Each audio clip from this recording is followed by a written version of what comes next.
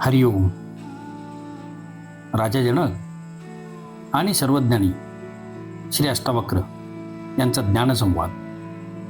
अष्टावक्र गीता, अध्याय 18, श्लोक 76. मंदः ऋत्वापि तद्वस्तु न जहाती मूढताम निर्विकल्पो बहिरेतनाद अंतर्विषय लालसह. अनुवाद: तत्वबोध ऐकून सुद्धा मूढ बुद्धीचा माणूस मूढता सोडत नाही. बाह्य आचरणात निर्विकल्प होऊन सुद्धा तो मनात विषयांची लालसाच जोपासत असतो. विवेचन: मनुष्यात अनेक प्रकारची मूर्खता आहे. अहंकार, वासना, कामना, फळांची आशा ही सुद्धा मूर्खता व मूढपणाचीच लक्षणे आहेत.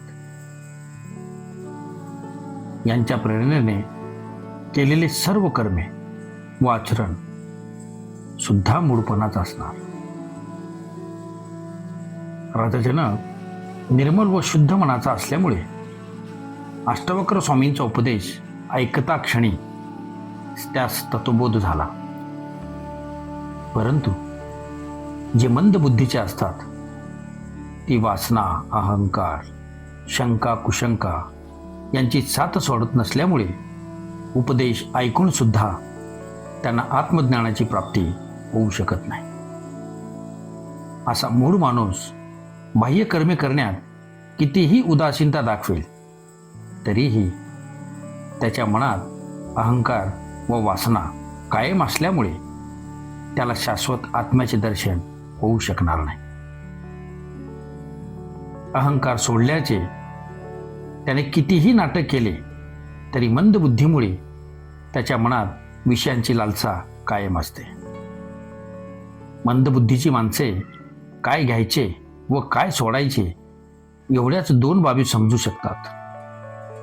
आतले गूढ तत्व जे समजू शकत नाही म्हणून या ज्ञानाला ते नेहमीच वंचित राहतात.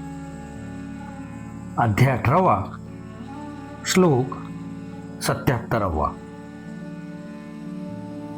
ज्ञानात गलित कर्मायो लोकदृष्ट्यापि कर्म कृत नाप्नोति अवसरम कृतम वक्तुमेव न किंचना.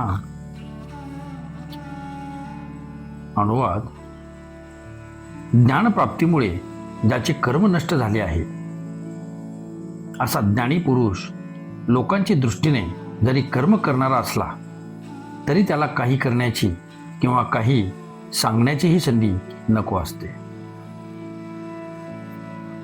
विवेचन: कर्म दोघेही करतात. ज्ञानी करतात व अज्ञानी सुद्धा करतात. पण त्या कर्म करण्यात बाह्यता फरक नसला तरी अंतर्यामी खूप फरक असतो. ज्ञानी पुरुषाचे कार्य कर्म हे स्वभावशीलपणे होत जातात. ते लोकहितासाठी केलेले असतात. ज्ञानी पुरुष कर्म ही ईश्वराची इच्छा समजून कर्म करतो व ती कर्मे आवश्यक तेवढीच व निमित्तापुरती असतात.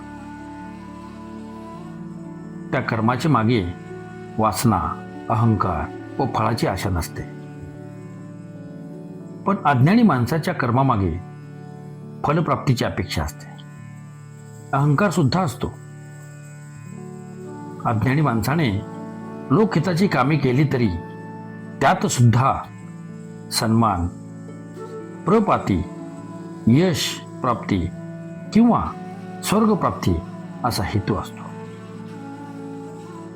ज्या कर्मामुळे स्वर्गाचे दार आपल्यासाठी उघडे होते अशी वाटेल ती कर्मे करण्यास अज्ञानी माणसे उत्सुक असतात.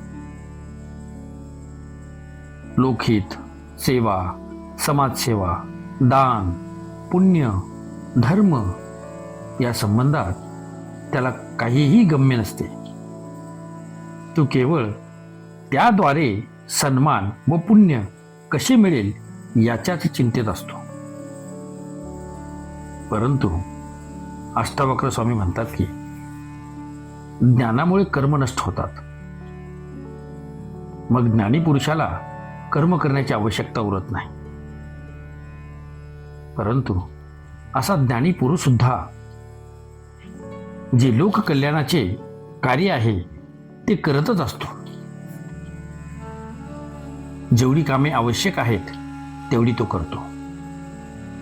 स्वर्गप्राप्तीच्या दृष्टीने किंवा फलप्राप्तीच्या आकांक्षेने तो कोणतेही कर्म करत नाही. ज्यामुळे पुण्य किंवा अन्य खरे खोटे लाभ होतील अशा कर्मामुळे त्याचे लक्ष नसते. व हे काम मी अहंकार विरहित असल्यामुळे केले असे सुद्धा तो कधी बोलत नाही. कर्म कुशलता हीच असून ती फक्त ज्ञानी पुरुषाजवळच असते. अध्याय 18 श्लोक 78. क्व तमः क्व प्रकाशो वा हानं क्वचन किंचन निर्विकायस्य धीरस्य निरातंकस्य सर्वदा. अनुवाद: सदैव निर्भय व निर्विका असणाऱ्या धीर गंभीर पुरुषासाठी कुठे अंधार आहे, कुठे प्रकाश आहे. त्याने कशाचा त्याग करावा त्याच्यासाठी हे काहीही अस्तित्वात नाही. विवेचन: मनाच्या अनेक प्रवृत्ती, वासना, इच्छा आहेत. अनेक जन्मामधून जे प्राप्त झाले त्याचेच एकत्रित नाव चित्त किंवा मन आहे. बुद्धी त्यात फरक करून नेहमी चांगले वाईट ठरवते. सुख दुःख, नफा तोटा, प्रेम तिरस्कार, हिंसा अहिंसा, प्रकाश अंधार, प्राप्ती त्याग वगैरे फरक सुद्धा बुद्धीच करत असते. पण असे कोणतेच भेद अस्तित्वात नसतात.